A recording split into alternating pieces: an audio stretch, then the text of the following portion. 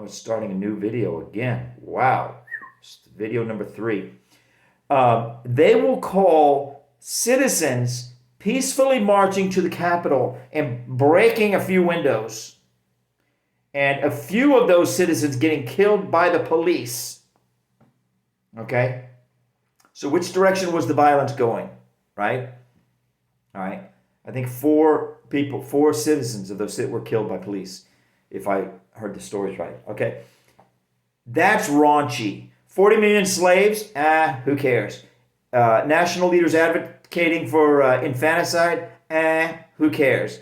Joe Biden, the son of the presidential candidate, having a Pornhub site? Who cares? Joe Biden, the presidential elect, supposedly using tax dollars to bribe in quid pro quo schemes other countries, literal countries, so he can be personally enriched in kickback schemes by him guaranteeing loans to those countries from our country. He's being personally enriched for using our money. I mean, but that's not raunchy? The Biden family having this, deep, rich tie, or more like a collection or array of ties with China, who routinely murders and harvests the organs of I think they're called the Uyghurs are the Muslims. They imprison the Muslims by the millions, okay, in China, in slave camps. But the peaceful Buddhist, I can't remember what they're called, but the CCP, the Communist Chinese, they love these people because they don't drink, they don't smoke, they don't chase after money, they eschew worldly pleasures, so they're very healthy. They love these people, so they love to seize them and harvest their organs because they're healthy and sell them at elevated prices to foreigners. That's not raunchy. The fact that the Biden family has this relationship with the people who do that, that's not raunchy. Oh no, but a few broken windows, right? And people getting killed for breaking a few, literally, people getting killed for breaking 3 or 4 windows. That's raunchy, right? Oh, but let's not forget about BLM and Antifa burning down buildings, including government buildings, and causing billions of dollars in property. That's not raunchy. Oh no, but some people breaking 3 or 4 windows in the Capitol and then getting killed, getting shot in response. That's raunchy, right? Yeah, we know what you're talking about, John. Okay? And you're a Looney Tune. I mean, you're off your rocker crazy with this leftist, communist, Democrat nonsense. And this is a little mini ad. Okay? It's an ad, but it's a political ad. And that's what these preachers do. They sneak their political ads into their sermons, and these little advertisements act like serve the purpose of dog whistles to their friends. They're like little dog whistles, okay? But we all know, anybody that knows anything about marketing or mass psychology, the more times you hear something, the more persuaded you are by it. So even if you're not a friend, okay, friends get the benefit of the dog whistles. The people who are not friends, the people who don't agree with the political ad, they're still affected by it. So people like John Rice, all these preachers, it's not just him, and it's not just my church. My church is not a bad example. It's typical, right? I'm talking about, this is like a culture-wide thing. The Christian church is corrupt. It's full of evil, greedy, power, and money-obsessed people, and it's also full of pedophiles. Right? I mean, when I start talking about pedophiles, leftists go crazy. Oh, that's so weird. Why are you talking about? Look, the Boy Scouts are bankrupt because of pedophilia.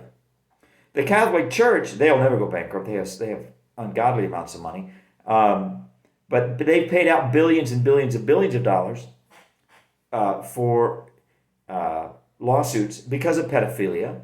And we have to assume that if one lawsuit is paid for pedophilia, then there were probably somewhere between 10 and 100 other instances of pedophilia that were never, litigated, right? Because people don't want to come and say I was sexually molested. It's embarrassing. it's people don't want to do that, right? And that's not something. No, some people they just go on to the rest of their lives and live their lives as broken people, and they get by the best they can, right? So we've got all these institutions being crippled by pedophilia, for which the cases that are known are the minority. And by the way, I grew up in a small church in Delray Beach, Florida, and we had two men there prosecuted and convicted for pedophilia. One was a multi-generational pillar of the church, so to speak. I always use that phrase, pillar of the church, pillar of the community. I always use it. I always put quotes around it, and I always mock it because of the absolute, the filth. Not always, but sometimes. Sometimes the people who achieve those titles are just absolute train wrecks of human beings. But somehow they manage to polish their public persona to the point that they get this public praise and everybody thinks it's wonderful. Okay. But this one guy was, like I say, a pillar multi-generational attendee. His wife played the organ. He was a usher, did this, did that, did all this church. Okay. But he was a pedophile. Okay. So if there were two, right? How many, what does that say? Was there actually 20? I doubt it was a small church. I hope not. But does that mean there were actually 5? Is it reasonable to assume that every pedophile in that small church was found out? That's a stretch, right? It's a stretch to say that there was probably 20. That's a stretch, I think. But it's also a stretch to say that if there were 2, that means all of them were found out. I think that's also a stretch. So somewhere between 2 and 20, right? And if the Boy Scouts are bankrupt because of pedophilia, I don't know how many cases there are, 800 or something like that. Does that mean there were 8,000? Right? Now, why did I start talking about pedophilia?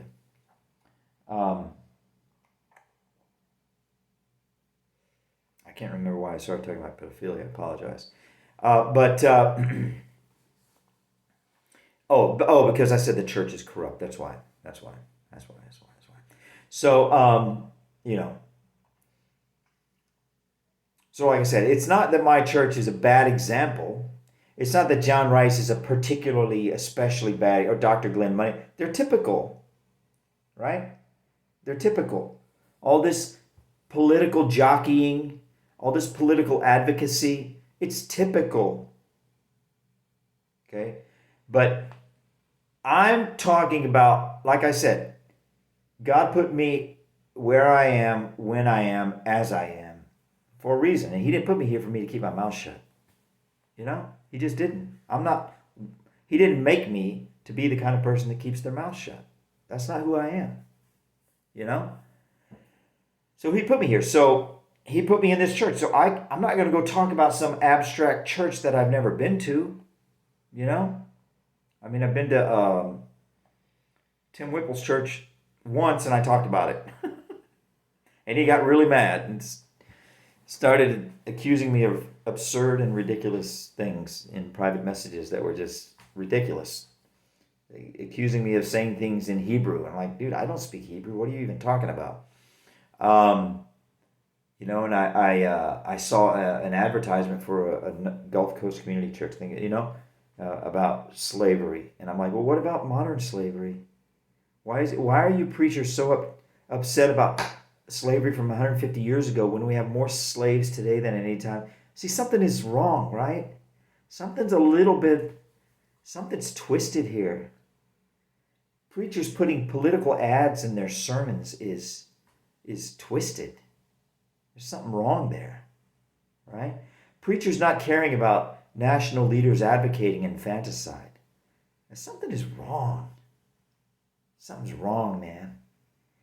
Preacher John Rice being more upset that a few windows in a public building that is actually called the People's House.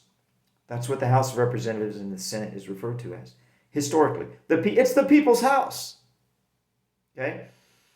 A few windows got broken, and there's tons of videos on the internet of police opening the doors and letting people in, of police pulling back the gates and rushing people through with their hand like this. Go, go, go, go, go.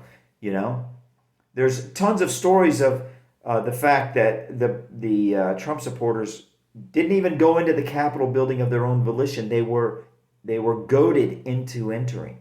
Hey, I'm not saying what's right, I don't know. I wasn't there.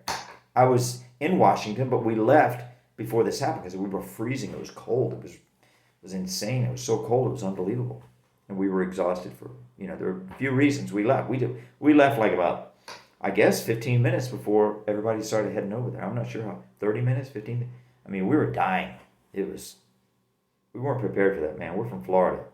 And, and somebody else gave me an extra jacket. I mean, I wasn't even, with 2 jackets on, I was still dying. It was unbelievably cold. But, so I don't know. I wasn't there, but I see the videos of the police waving people through, and there's stories of, what are they called? Provocateurs, not Trump supporters breaking windows, or Trump supporters saying, "Hey, what are you doing? Stop! That's crazy! Don't do that!" And actually grabbing them and pulling them back away from the building, But like I said, my opinion is that's what John Rice is talking about here. He even makes reference to a what do you call it? Interim transition. Hey, there's a transition in the presidency, right? I think there's also a transition here at the church. Which one is he talking about? It's a judgment call, right? And so my judgment is that's what he's talking about. Okay?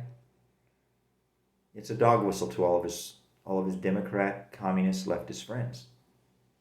Say something's wrong. Something isn't right here. Something is extremely, extremely bad. You want to talk about raunchy? Something is raunchy in the church. You got people acting like this.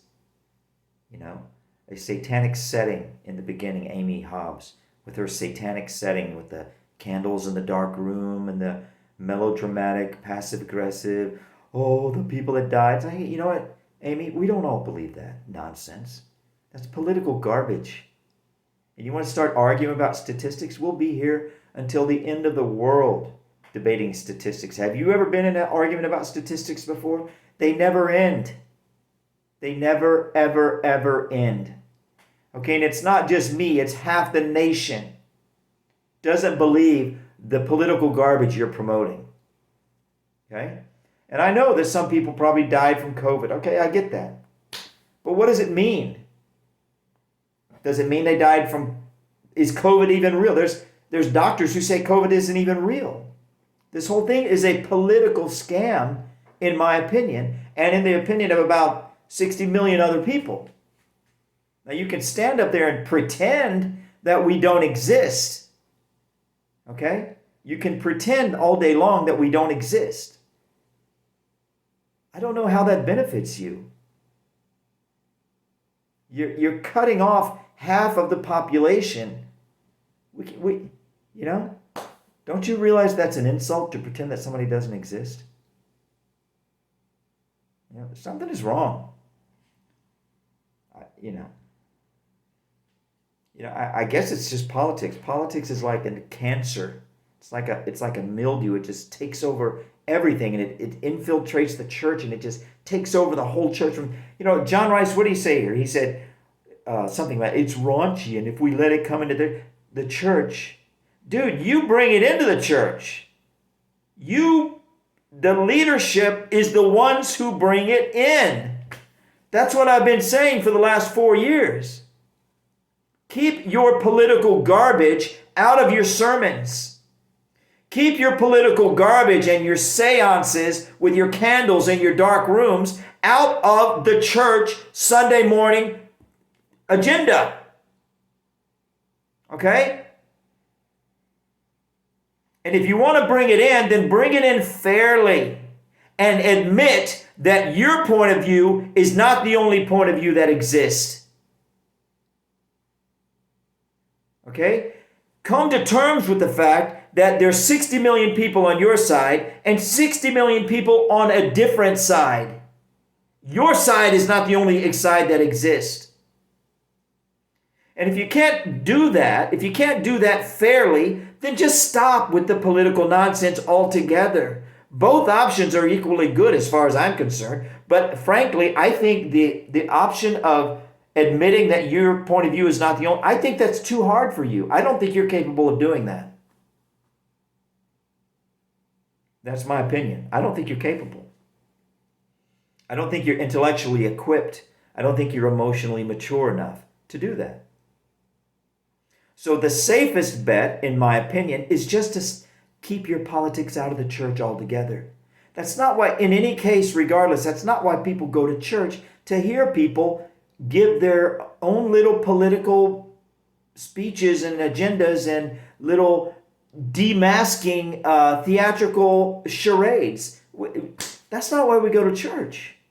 We go to church to learn about God, to learn about our Creator, to have the Bible faithfully explained.